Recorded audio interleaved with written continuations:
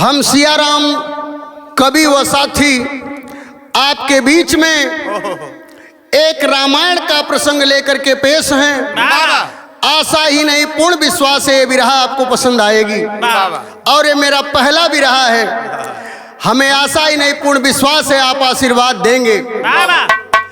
बात उस समय की है जिस समय हमारे देश में राम राज्य चल रहा था, यानी कि त्रेता युग चल रहा था। शेर बकरी एक ही घाट पे पानी पिया करते थे। लेकिन आश्चर्य है उस राज्य में भी दो मुकदमा चला था। अरे वाह! एक फौजदारी का, एक दीवानी का। मैं दीवानी के मुकदमे की दास्तान पेश करने जा रहा हूं, जरा सुने आप। 4 लाइन भूमिका में कहना है मास्टर।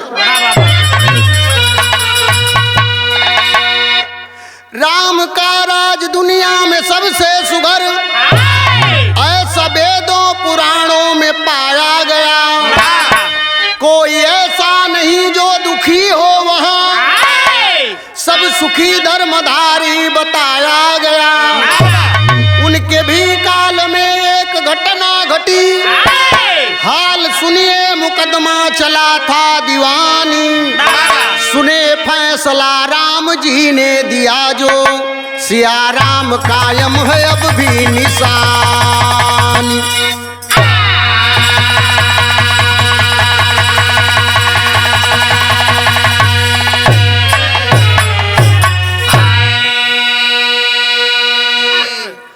यहाँ एक लाइन गजल लगल मास्टर। ये गजल के बिरहा सम्राट हमरे मामा विश्वनाथ जी बड़ा मन से गावे। का गावे?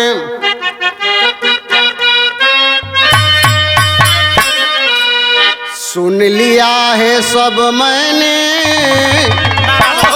जो तुम्हें सुनाना है, जो तुम्हें सुनाना है।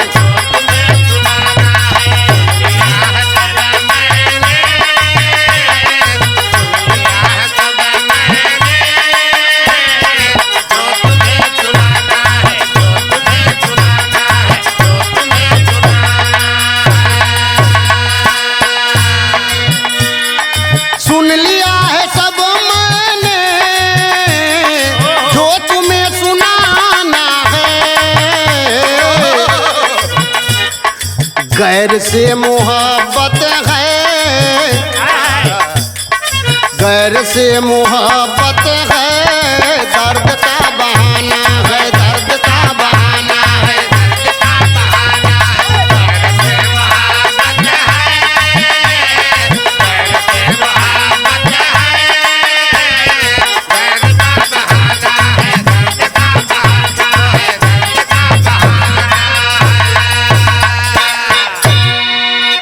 लेकिन हुआ क्या?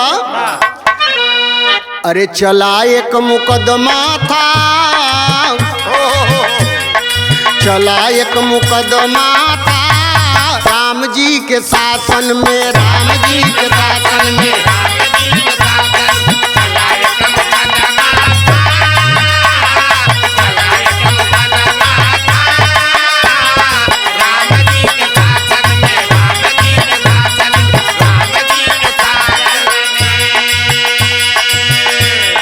चला एक मुकदमा था राम जी के शासन में। खलबली जी से लेकर मच गई प्रशासन में, मच गई।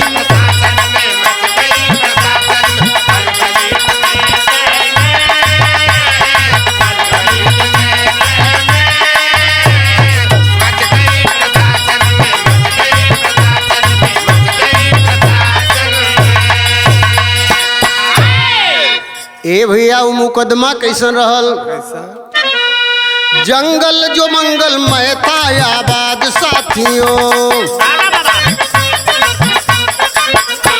कौवा किया एक गिद्ध से विवाद साथियों।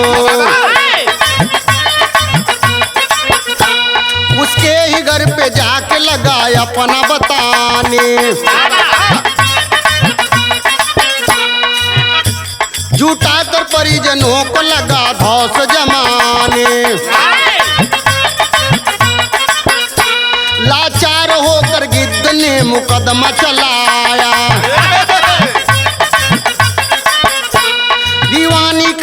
केस जज ने सबको जुटाया। समझ न पाया बात गई राम सामने,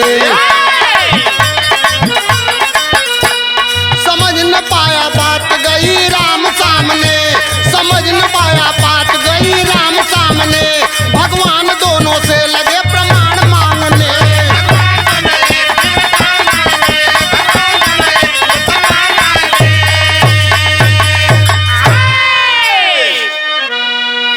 ए भैया बात के समझ ला, कहानी अपने आप समझ में आ जाई। राम का राज्य चलत रहल, अयोध्या का बात बा। घनघोर जंगल में एक दिन के बात हो, कौआ और गिद्ध के आपसी विवाद हो गया। विवाद ये चीज के लेके भयल कि एक वृक्ष के कोतड़ बना करके, एक बट वृक्ष के कोतड़ में गिद्ध रहत रहल, ज्यादा दिन से रहत रहल। कौआ के निगाह पड़ गई। कौआ तो कौआ सोचले से यार रह का जुगाड़ बड़ा बढ़िया। अगर हम जन समर्थन जुटा के ई कहे लगे झूठही कि घर हमार है, धावा बोल दे तो ससुर अकेले हुआ करबा का करी, बात हमार बन जाए। सोचले का देरी रहल, चूतियन के चूतिया राय भी ज्यादा दिल भैया। चार जने कहना लेट कोने बात का उस्ताद हमने है संगे। ए भैया सवेर भर कौआ आक्रमण बोल के गिद्ध के कोतड़ पे कब्जा जमा ले। गिद्ध शरीफ आदमी, राम राज्य का असर रहल। सोचलन कि ऐसे हम काम मुंह नोची नोचा करी, अक्सर शरीफ आदमी मुंह नोचवन से ऐसा ही बचल। सोचलन हम कानूनी कार्रवाई करी। केस कैलन कि ऐसा ऐसा बात हो, जज के समझ में बात आइल ना। कौआ का तादाद ज्यादा रहल, जज साहब समझ ना पौलन कि केकर वास्तव में ही हो। बात मर्यादा पुरुषोत्तम भगवान राम के लगे पहुंच गई। और जब राम के लगे पहुंचल तब बयान लेत हुआ भगवान, उस समय तर्ज बदल गई मास्टर।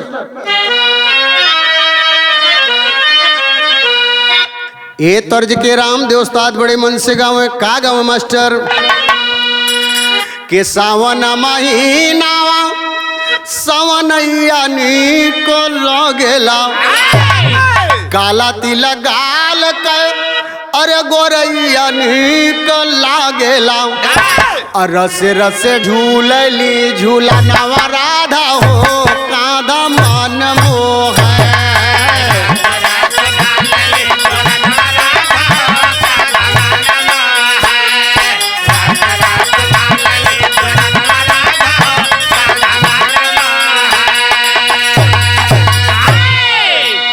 भैया राम जी के सामने मुकदमा पहुंच गई। गिद्ध अपने पक्ष में बात रखत हुआ। का कहलन? कहा गे दादा मोरा बनाए मकानवा, यही घर में बाबूजी बितवल हो जीवानवा। यही घर में भइल मोर जनमवा, दाता हो माता बताओ हमार।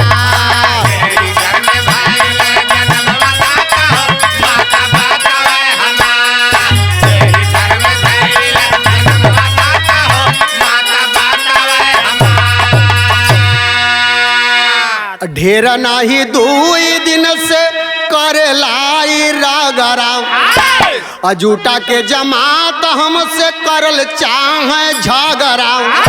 लेकिन हम निभाइला धर्मवा दात हो, नाता फोरी दित कपार। भगवान आपको राज चलत हो, बड़ा अमन चैन हो, इन्हें तो हम एक दिन में निपटा दी। लेकिन आपका नियम कानून मान के हम कानून में आस्था रखा वाला पक्षी है, इन्हें हम कुछ ना कहते। घर हमार हो, आजा बनौलन, बाबूजी वही में जीवन बितौलन, माई हमार बतावली ने ही में हमार जन्म भल, वही में हम रहत रहिए, आई उपद्रव मचा देले हूँ। भगवान कलन की कौआ महाराज जब तू अपन बात रखा, दूसर का पक्ष अपन बात रखे, चलो तर्ज बदल गई मास्टर। ए तर्ज के कोनो मेहरारू कहले रहल, वो जमाने में जब पश्चिम बंगाल लोग पूरब की तरफ जाए न आवे, तो पहले के माता बहन लोग गाँव में का कहे मास्टर, कह रोई मरबोए राजा अरे रोई मर बोए राजा जई बाजो पूर्व के देशवा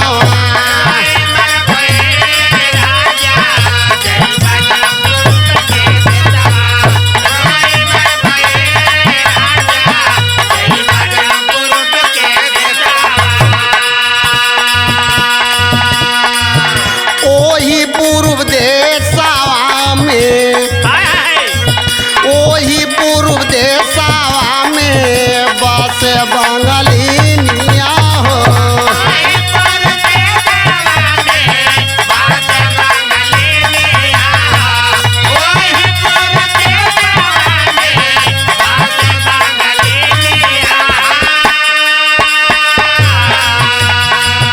जादुआ चलाई मतिया हारिली हे राजा जई बाजो पूर्व के देशवा रोई मरबे राजा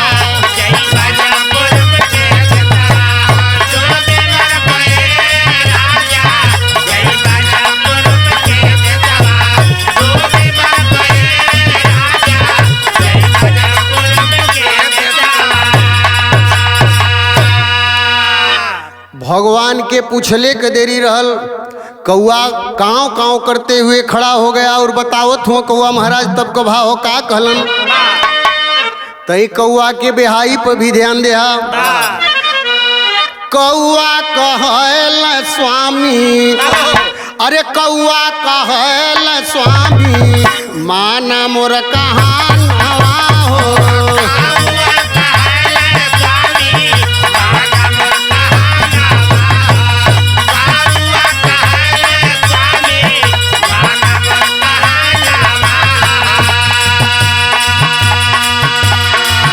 झूठ बोला ताड़े बाटे झूठ बोला ताड़े बाटे हमारा मकानवा हो कौआ कहल स्वामी माना मोर कहानवा हो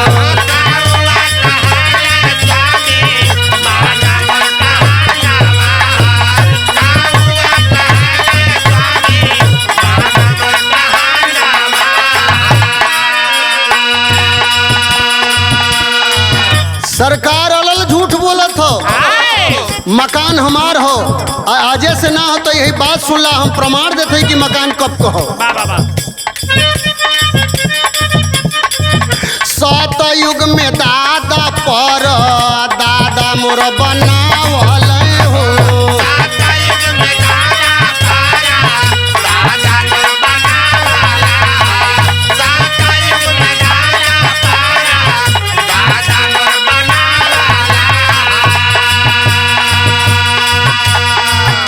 त्रेतायुगवा में हम देख के समझावाला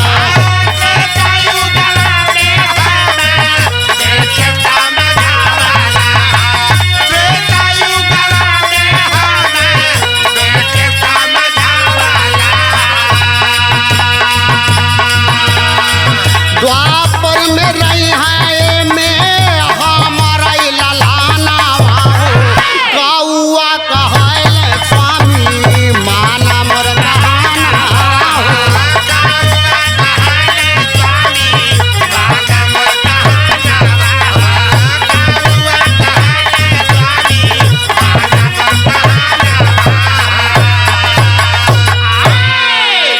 कौआ बतौलन कि महाराज ई का बात करी हमरे सामने अलल झूठ बोलत देखा झूठन का आत्मविश्वास ऐसे ही रहला आज भी कायम सच बेचारा चुप मार के खड़ा रही झूठवा बड़बड़ बड़बड़ एक गाड़ी बतिया के खाली हो जाए कलेश प्रभु सुना सतयुग में एक हमार दादा परदादा बनौला त्रेता में हमार बाबू हमके देलन दे के चेतौलन कि एक कोई के दिया मत ई तोहार लड़का द्वापर में रही है भगवान समझल कि यार कौआ का तो पक्ष ज्यादा मजबूत लगा भयल का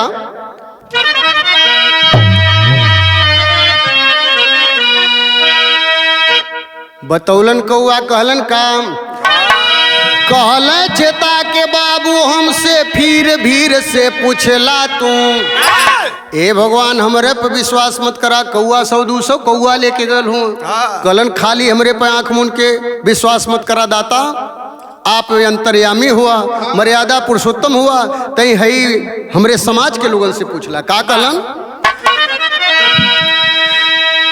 तो कहल चेता के, अरे कहल चेता के बाबू हमसे फिर भीर से पूछला तू, और कलयुग में भी हमरे रही जागीर भीर से पूछला तू।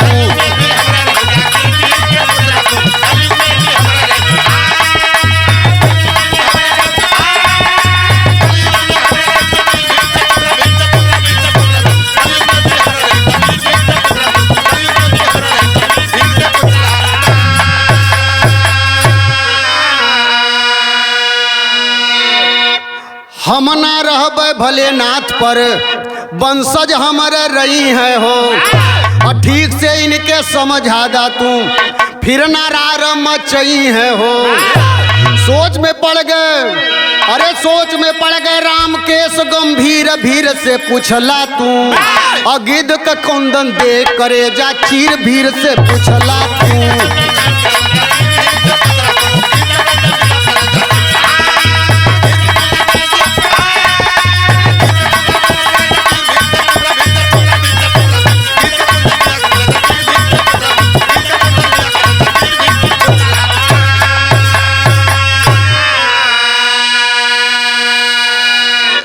ए भैया इतना बात सुनले का देरी रहल, 1500 150 जितना कौआ गए रहल, एक तरफ से कहलन कि चौधरी सही कहत हुआ, बब्बा कहले रहलन कि सतयुग त्रेता द्वापर और कलयुग तक पे कब्जा हमने कर रही, हमने का पुश्तैनी पे कोई दूसर न बैठे पावे। ई गिद्ध के जबरी तेरी लगे मास्टर।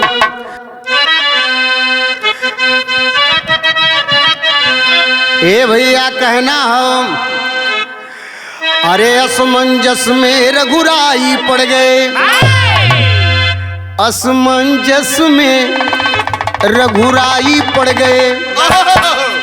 कहला हनुमान के पता करा तनी भाई भाई भाई।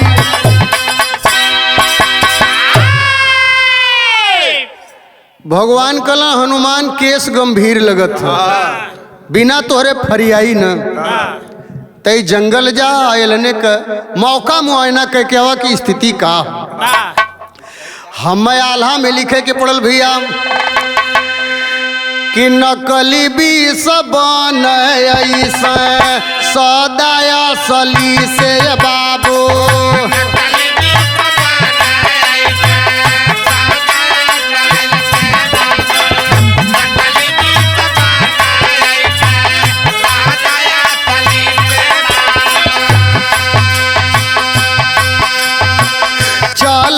समूह लेके माहौल बना,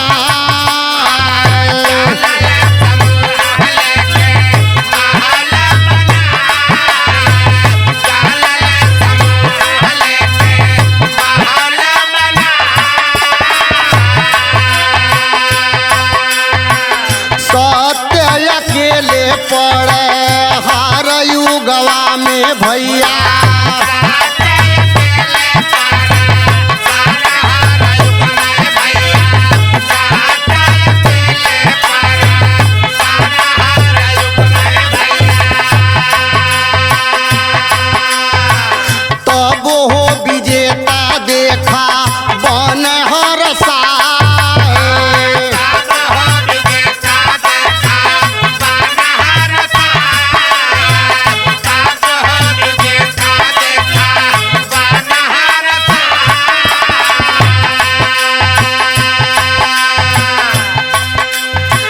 होला परेशान बाकी कबो ना पराजित बाबू।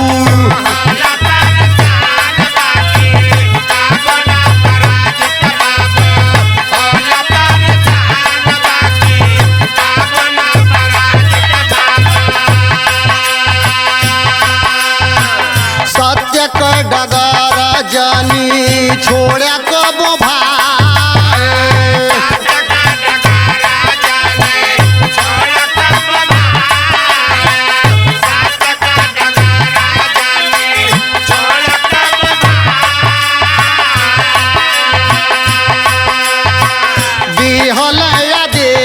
उम्र जाचा पेड़वा के भैया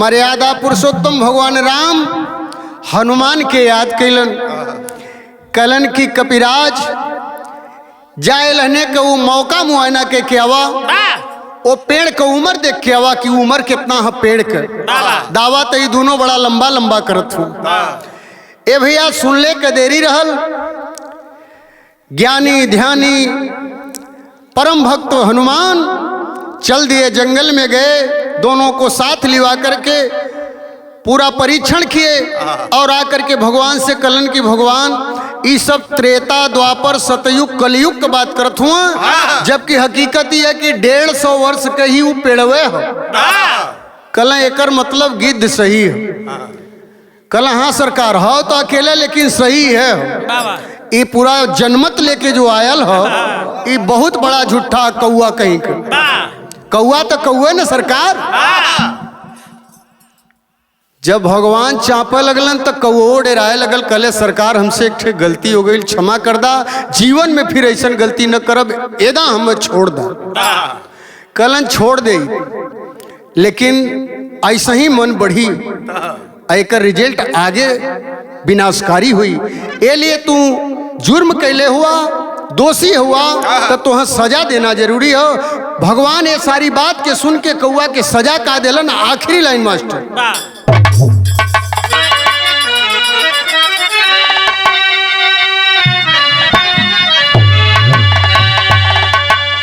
तो सुन के बाद प्रभु फैसला सुनाए वही घरी बाटे गिद्ध के मकाना कराना जबर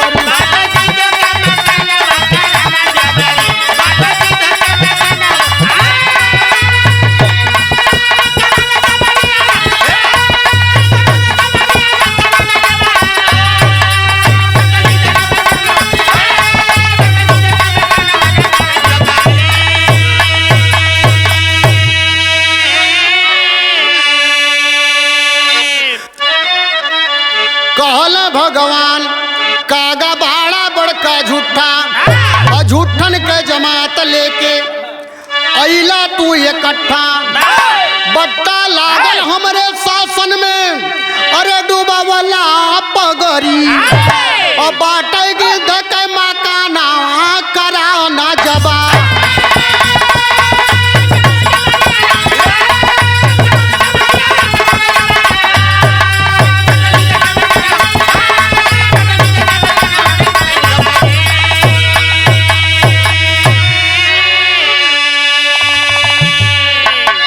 दोबारा न गलती कबो हो याद रखिया अदेहल आदेशन कर फोरा ये कायखिया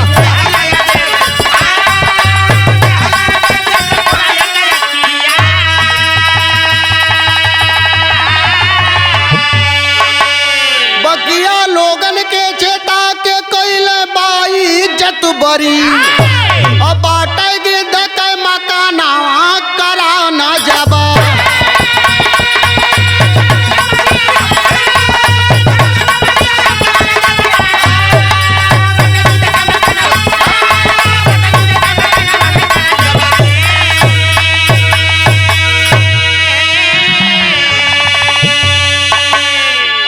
ए भैया न्याय प्रिय राजा मर्यादा पुरुषोत्तम भगवान राम आदेश दे देते हैं कि कौआ का एक ठे आंख फोड़ देवल जाए और जितना ही भीड़ जुटा के लोग गलन ए लोग के समझौलन कि आइंदा ऐसे गलत के साथ देबा तो तुह भी सजा हुई आज बाइज्जत बरी कर देती प्रमाण मिलता है साथियों वो सजा कौआ पक्षी आज तक भुगत रहा है एक ही आंख होती है कौए के पास जो आज भी प्रमाण मिलता है कहानी खत्म, खानदान का परिचय।